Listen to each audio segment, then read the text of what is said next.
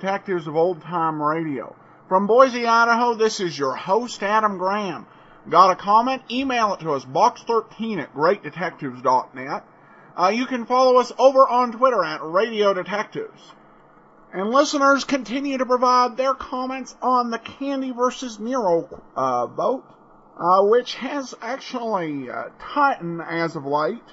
We have one comment that says, I vote for Nero Wolfe. I enjoy the contrast between the characters of Nero and Archie.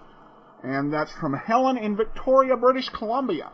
And I really enjoy this podcast. The host, Adam Graham, makes one feel like a welcome guest to the show. His on-the-air demeanor fits the old-time radio personalities perfectly. Well done. Since I'm from the West Coast, I have to go with Candy, as this is the setting of her stories. However, I also enjoy the Nero Wolfe stories as well. Best regards, Tom. Well, thanks so much for your comment, Tom. And Helen, be sure to cast your vote. Go to podcastalley.greatdetectives.net.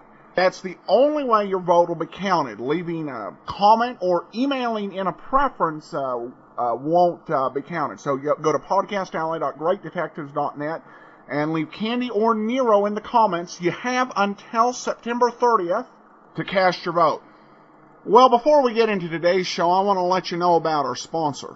GoToMeeting is about letting you bridge the gap between yourself and others you need to reach in the course of your business, whether it's clients, customers, or students. With the power of GoToMeeting, web, and voice conferencing, you can serve an ever-expanding group of people. Listeners to the Great Detectives of Old Time Radio can try GoToMeeting out and see if it will work for them.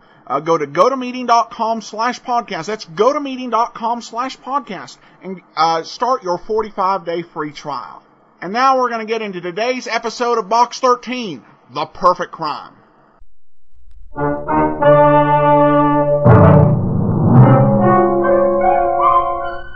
Box 13, with the star of Paramount Pictures, Alan Ladd as Dan Holliday.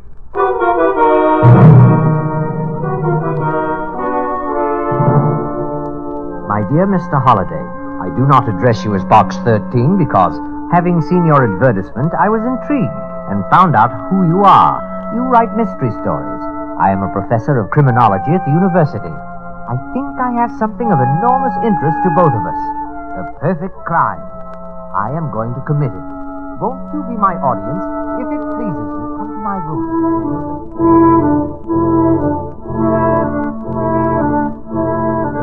Come to my room at the university. Sincerely, Dr. John Dobbs. At first, I wasn't sure whether the letter was on the level or not. Then, when I saw Dr. Dobbs, I was sure it was. And he did commit the perfect crime. Almost.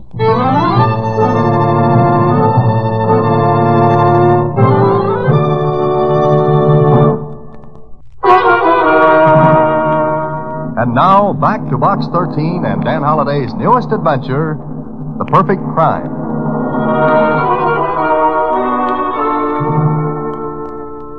John Dobbs?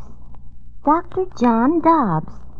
I never heard of him, Mr. Holliday. Well, here, read this. Who's Who in American Education. Uh-huh. Our Dr. Dobbs is quite a personage. Dobbs, John H., Professor of Criminology and Abnormal Psychology. Author of over 15 volumes on crime and the criminal. That's enough, Susan.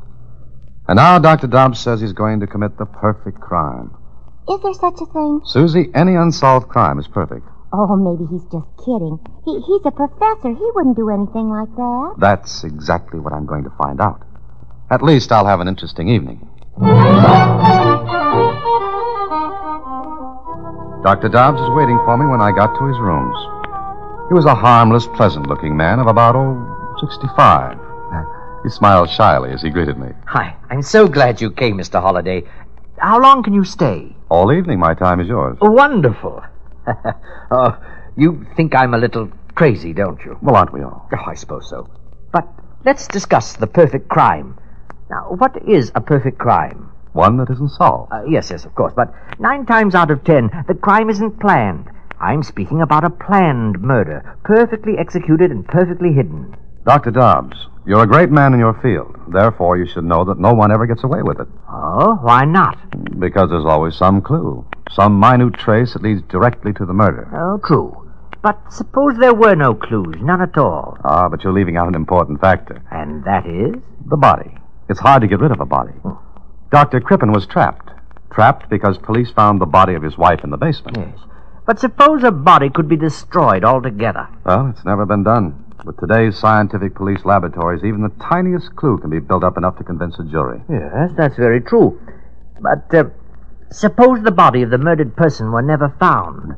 It always has been. Granted. But suppose it were not. There'd be absolutely no proof of murder. Ah, my point exactly. Now, just a minute. First, you have to find a victim. One who isn't even remotely connected with you. Then you have to kill him. Yes, go on. Then, having found your victim and killed him, you have to get rid of his body altogether. Those are the conditions, yes. So, after those conditions were fulfilled, you'd have to escape detection and final punishment. And your argument is that with those conditions, the perfect murder would have been committed. Yes. Suppose I told you I can do it. You're asking me to believe the impossible. First, you're a famous man. It's hardly likely you'd risk everything you've worked for just to satisfy an insane whim. Go on. Secondly, I don't believe you're serious. But I am. Mr. Holliday, I'm a very sick man. My doctor gives me 3 months to live. Oh, I'm very sorry. Oh, it's no matter. Perhaps he's wrong. No, I know he's right. Then what does it have to do with what we're talking about? Perhaps nothing, except that I'm very tired. I've spent a lifetime with books and study and students. I'm a crusty old bachelor. I suppose now I want some excitement. Even my name is prosaic. John Dobbs. Dr. Dobbs, I still don't think you're serious. Maybe you're kidding me for some reason I haven't been able to see or even guess at. No, I think I refuse to believe you. Ah. What are you laughing at? At what you said. I don't understand. You refuse to believe me. That's right. Is that funny? Yes, because you see, Mr. Holliday, the fact that you refuse to believe me is part of my plan. It makes me even more certain that I can commit the perfect murder and win. Well, I stayed with Dr. Dobbs until after 3 in the morning. We talked. He had a marvelous knowledge of crime, and I left him with a great admiration of his intellect. Then 3 days went by. I heard nothing from him until one day at the office. Hello? Mr. Holliday, please. Dr. Dobbs calling. Oh, just a minute. Mr. Holliday, Dr. Dobbs calling. Oh, okay, thanks. Hello. Mr. Holliday, how are you? I'm fine, and you? Oh, pretty well. You remember our conversation the other night? I certainly do. Why? Would you care to be in on the start of my plan? Now, look, I refuse to take you seriously. That's wonderful. But are you free this afternoon and evening? Oh, yes, why? I want you to fly to Chicago with me. What? Will you? I have the tickets on the plane. You're my guest. But why to Chicago? I'll tell you why when we're on the plane. Will you go with me? Yes. Yes, I think I will.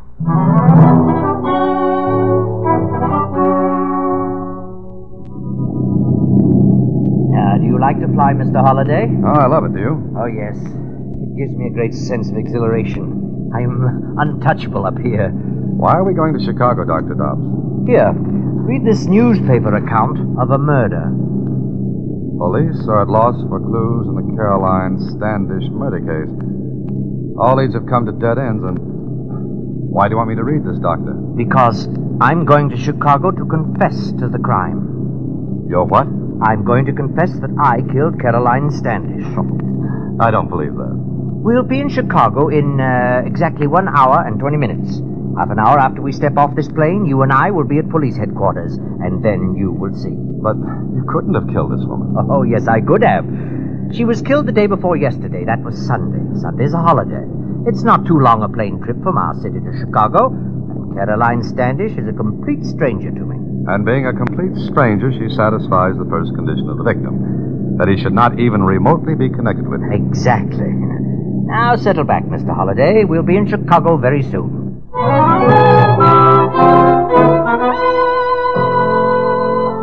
All right, now, let me get this straight, Dr. Dobbs. You say you killed Caroline Standish. Yes, I killed her, Lieutenant.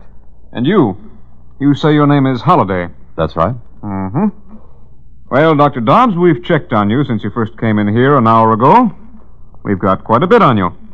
Your books, for one thing. I've enjoyed those. Now, suppose you tell us how you killed Caroline Standish. It's very simple. I shot her. Oh? What kind of a gun? A .38 caliber. That was in the newspaper. I know. Mr. Holliday, what do you know about this? Oh, nothing, except that Dr. Dobbs asked me to come here with him. I see. Well, you can both go home. Thank you, Lieutenant. It's not very often that a murderer is sent home scot-free. Why are you letting him go, Lieutenant? Look, Carolyn Standish was killed with a .38, yes. But 2 hours ago, we found the killer. He had the gun in his possession. Oh. Then I am free to go. As fast as you can get out the door. Thank you. Come along, Mr. Holliday. I'm afraid the lieutenant has his killer, and it doesn't seem to be me. So we'll go back home. And then? I'll get in touch with you again.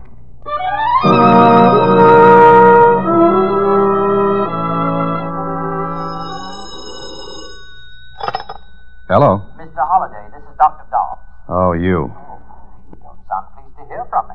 Where are we going this time? So you guessed, eh? Guess. Guessed what? That I'm going to Philadelphia to confess to a murder there. You're going to do what? The same thing I did in Chicago. Will you come along? Oh, no, thank you. Very well, very well. But I suggest you keep reading the newspaper. You may see some very startling developments. Goodbye.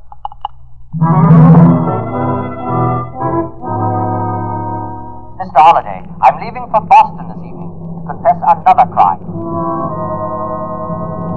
Holliday, I don't suppose you care to go to Hartford with me? It's San Francisco this time, Mr. Holliday. I would like your company. Well, it went that way for 2 solid months. Dr. Dobbs confessed to every murder that hit the newspapers, and every confession was laughed at.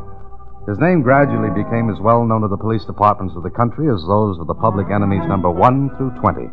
Then he came to see me at my apartment. Well, Mr. Holliday, what do you think now? Look, Mr. Dobbs, I don't know what you're doing, but please, why don't you cut it out? Oh, are you feeling sorry for me? Look, every one of these newspapers has your name in it. You've made a laughing stock of yourself. Oh, does that concern you? Yes, it does. I admire you. I've read your books, and I've talked with you. Why are you so intent on breaking up a brilliant career? Because I intend to go through with what we discussed that first night in my rooms. I don't know whether you're trying to make a fool of me or not, Dr. Dobbs. But I'd rather you didn't count me in on your little escapades. It's no fun committing a perfect crime without an audience. What? I need you, Dan. You're very intelligent. You could appreciate what I'm going to do. Look, Doctor, forget all this and go back to the university. Say you did it as an experiment. Oh, well, I've already been given a vacation from the university. What do you mean?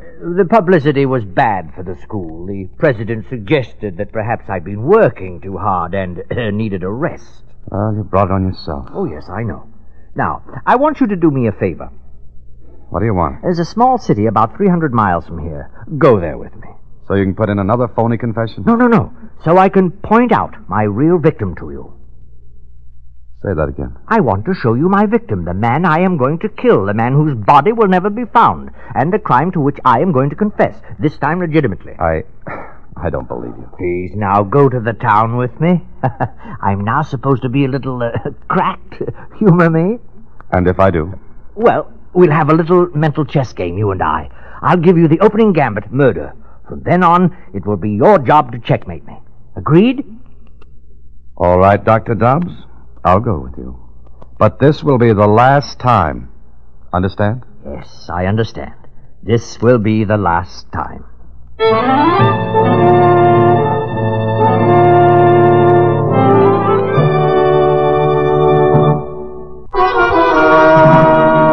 Now back to The Perfect Crime, another Box 13 adventure with Alan Ladd as Dan Holliday.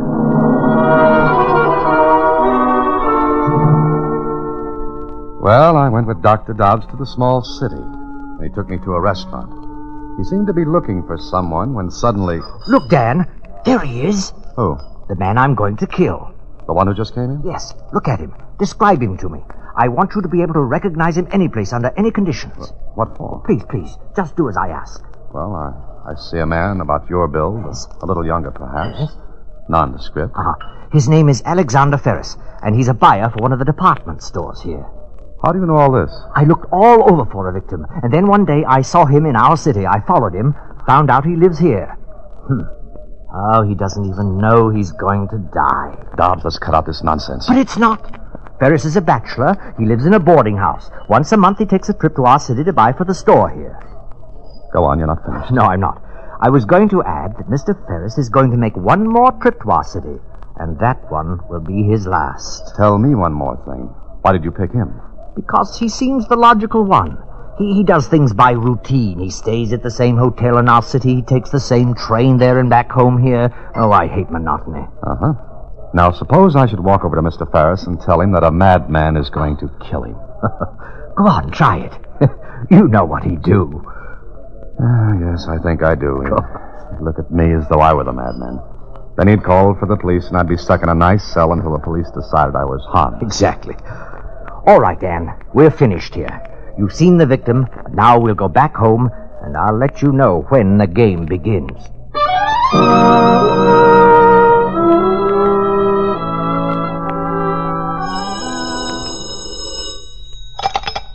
Hello? Mr. Holliday, please.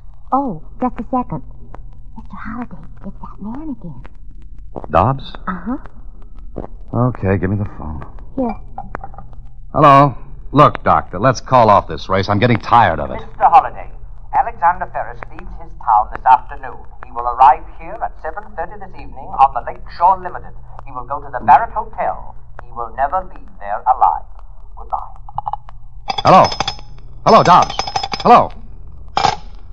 What do you say this time? Same thing, still hopping on the perfect crime. Do you think he means it? He's got me over a barrel. I don't want to believe him. Sometimes I don't, but But what? there's something earnest about him when he talks about it. Well, I can't take a chance. I'm going to keep my eyes on Alexander Ferris. I decided to warn Ferris, so that evening I met the Lakeshore Limited. I tried to get to him, but before I could, he hurried into a taxi. I grabbed the first empty cab I could find and went to the Barrett Hotel. Ferris had already registered and was disappearing into an elevator. I ran across the lobby, but the elevator door closed and Ferris was gone. I got his room number, 708. Took an elevator. We were just passing the 5th floor when... Those were shots. And they came from the 7th floor. I missed my guess. I didn't miss it because on the 7th floor... All right, back to your rooms. Go on, everybody. Go on. You too. You're the house detective? Yeah, who are you? My name's Dan Holliday. Did those shots come from this room? Yes, they did. Dobbs. Hello, Dan. What's happened? Look, I'll take care of this. Of course, but the shots came from that room. I know, because my room is next door. You're next door? Yes. Since I left the university, I've been living here. The house detective will verify that. Sure. But that's got nothing to do with this. Hadn't you better get inside the room and see what's happened? This is my job. But since you stuck your nose in, stay right with me. Have you got a pass key? Yep. You can still smell the powder from the shots. Yeah. But where's the guy that came in here? Look in the bath. Close that door. Now, you two stay right there. I'm going to give this place a look-see. Something fishy here. So your curiosity got the better of you, eh, Dan? You're next door, huh? Yes, convenient, isn't it? Where's Ferris? He's dead. You shot him, I suppose. I killed him, yes. I saw him get on the elevator and come up here. All right, you saw that. What then? Where is he? I don't get this. There ain't a sign of the guy anyplace. But there's his hat, topcoat, and valise on the bed. Which proves he came in here. The bellboy will verify it if he came in here. All right, let's ask the bellboy. I'm running this until the police get here. Well, by all means, call the police. Dr. Dobbs, would you mind if your room was searched? I was going to suggest it myself. There ain't no fire escape. Nobody fell out the window. And nobody's here. Oh, please, let's look in my room. Then you can question the other guests on this floor. Okay. Come on, you two. Out of this room. Well, Dan, what do you think now? I don't know. Maybe I've stopped thinking. Well, the case was a sensational one. 2 shots fired, no body, and no Alexander Ferris. 2 days later, Dr. Dobbs visited me in my apartment. Well, Dan, have you made any headway? I'm not trying. Oh, yes, you are. It intrigues you, doesn't it? It's a hoax. The whole thing is a hoax. Not the whole thing, Dan. I give you my word of honor that I killed Ferris. Will you tell the police that? I already have. I confessed. You what? But they laughed at me. You see, I'm known now as a crank. I confess to all murders. Where is Ferris's body, Holiday? How did I get it out of the room? You didn't. You couldn't have. The other guests rushed to the doors after the shots. The only stairways are at the ends of the corridor. You couldn't have carried his body without being seen. Correct. And the bellboy verifies the fact that Ferris entered his room next to mine. And yours was empty. So, what have you got? Dobbs, I don't believe you killed Ferris. All right, then where is he? I don't know. So, I fulfilled 2 of the conditions we talked about our first night. Remember what they were? Yes, the victim had to be a stranger to you, and the body had to disappear. And the 3rd condition, I escaped detection and punishment. Dan, why don't you tell the police about me, what you know, what I've told you? They wouldn't believe me. No, they wouldn't. But, Dan, I swear to you that I killed Ferris. If you figure out how I did it, I'll admit it and take my punishment. I am not the police. No, you're not. But you know more about this than they do. I swear to you again, Dan, you have the whole solution in your head. All you have to do is put together the pieces of the puzzle. It's really very simple. Well, goodbye, Dan.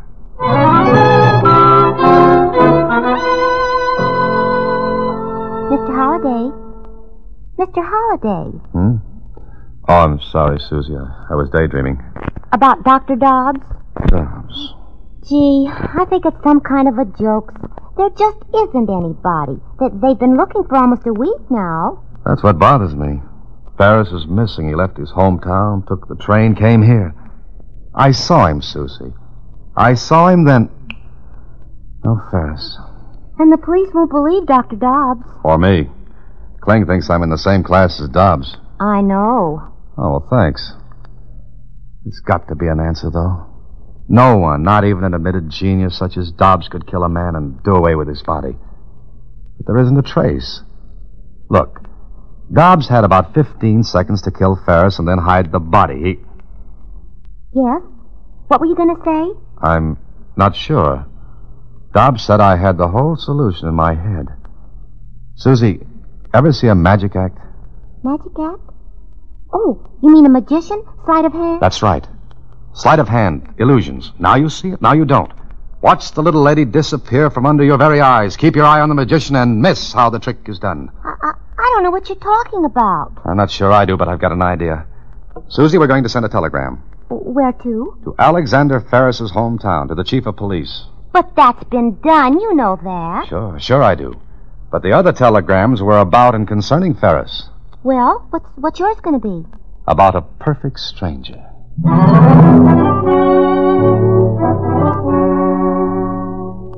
Well, I was shooting in the dark, but I hit. The answer I received to my telegram made me sure I had the solution to Dr. Dobbs' illusion. Smart police work in Ferris's hometown proved it. So that night I went to see Dobbs. It's nice of you to come to see me, Dan. I was wondering if you'd forgotten me.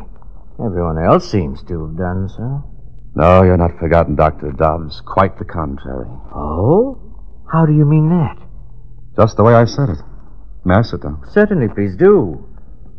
Thanks. May I offer you a drink? Oh, no, thank you. Mind if I have one? Please do. You've come to see me for a very special reason, haven't you? Yes, I have. Read this telegram. It's from the police in Ferris's hometown. Huh? Did you guess, or did they? I did. I'm glad. Glad you were my audience. It was fun playing to you. Yes, you were the magician. I was the kid in the audience with his mouth open and his mind closed. Magician? Not quite. Oh, yes. Like the trick where the magician shows the audience a nice big red ball. He gets them used to seeing it. He conditions them to its size, its shape. Then he covers the ball with a handkerchief, makes a mystic pass, and the ball is gone. Go on. What then? But the ball never disappears. It never goes under the handkerchief. All the audience sees is a similar shape, outlined under the silk. Yes, I'm very happy I chose you as my audience. I'm not. I don't like to be the one to catch you. Why not? I took the risk. Ferris never came to the city. You got off the Lakeshore Limited that night. And what else, Dan? You called me and told me Ferris would come here. That day, in his hometown, you pointed him out. You made me take a good look at him. About your height and build. I even mentioned that, I think. Yes, you did. Go on. Before he left, you came here. You intercepted him. Killed him. In his own hometown. You took his top coat, hat, and valise. Then you dressed him in entirely different clothes, took his body to the freight yards. That telegram from the police there verifies that an unidentified man was found dead. Yes, unidentified because the police weren't anxious to identify that body. But they did this afternoon. Dental work proves the man to be Ferris. You see, Dobbs, there's always a clue. Always. There is no perfect crime. But just a moment. There were 3 conditions to the action of committing a perfect murder. Now, I fulfilled 2. Now the 3rd. I must escape detection and punishment. How is anyone going to prove what you've just said? By your admissions, Dobbs. The police are in the next room and outside in the hall. They've heard every word. Oh. There are still a few things to clean up, but there isn't time, is there? I still have to escape punishment. I'm sorry, but you can't. Okay, boys, come on in. Well, the police. But, Dan, I still say I've fulfilled the last condition, to escape punishment. It's a good thing you didn't take the drink I offered you. I knew as soon as you came in that you had me. Dan, explain how I did it. It's no fun doing something clever if no one appreciates it. Dobbs. Dr. Dobbs. So long, Dan. Don't forget to explain the rest. It's been a wonderful chess game. Now, checkmate.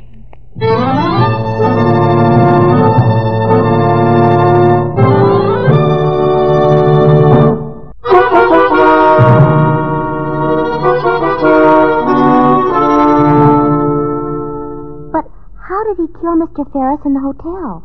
I told you. He didn't, Susie. He killed Ferris in the man's own hometown. You see, I thought I'd followed Ferris to the hotel from the station, but I had followed Dobbs. And then? Very simple. Dobbs had reserved a room next to Ferris's. Then, disguised as Ferris, he went into the room Ferris had reserved. Dobbs took off the topcoat, hat, put the valise on the bed, fired 2 shots, blanks, then slipped quickly into his own room. Do you see? Oh, sure. Leaving the other room empty. Right. So everyone was looking in the wrong place for Ferris. Everyone assumed he had really come to this city. Like the old trick with the ball, Susie. You think you see it, but you don't. So you look in the wrong place. Gee, he was really smart, wasn't he? Susie, just remember this. No matter how smart you are, there's always somebody who'll trip you up. Everyone makes mistakes. But Dr. Dobbs didn't. Oh, yes, he did. He made the same mistake I did. He looked in the wrong place. What do you mean? You see, I had to trap him into a confession. He assumed that dental work would identify Ferris's body.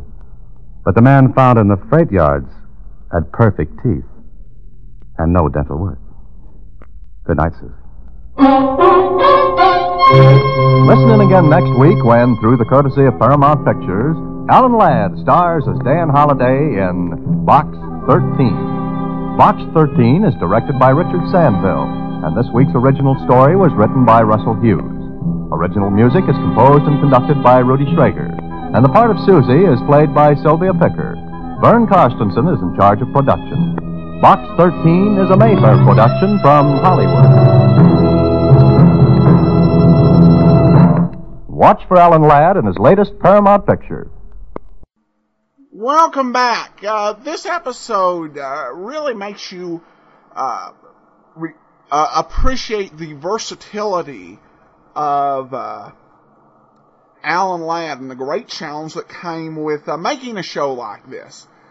Because when you listen to the end of the show, you have all of these different writers who wrote for this syndicated series. You had some episodes that were written by E. Jack Newman. This one sounded a whole lot like an episode of Suspense, while others have sounded a lot like a hard-boiled detective show. I don't know if I would put the professor ahead of the Find Me, Find Death guy in the loony category, but this guy does come pretty close to taking the cake. I do like how Holliday solved the case. It was a clever solution, and I thought it was a great analogy to bring home what the professor was trying to do. All right, well, we have some more listener comments. I do want to thank everybody who has voted in the Candy versus Nero vote. We've had so many votes cast over on Podcast Alley. Part of the goal here was to see if we could increase our stand-in over there, and we've gotten all the way up to 9th at times this month. So thank you to everybody who's helped support the show, and let us know what you think about which show we should do. We got a friendly correction in an iTunes review. Hammock Rider said, the movie labeled Dressed to Kill is actually DOA. Otherwise, the picture quality on the videos is excellent. Thanks for offering them. Well, thank you so much. It happened actually the first of the month when I was inputting DOA.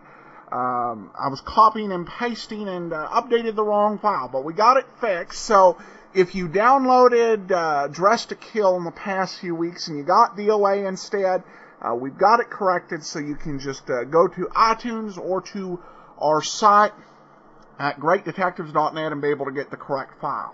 But that'll do it for today. We'll be back tomorrow with Jeff Regan. Send your comments in to box13 at greatdetectives.net. Remember, you have until Thursday to cast your vote. podcastalley.greatdetectives.net for Candy or Nero. And become one of our friends over on Facebook, facebook.greatdetectives.net. From Boise, Idaho, this is your host, Adam Graham, signing off.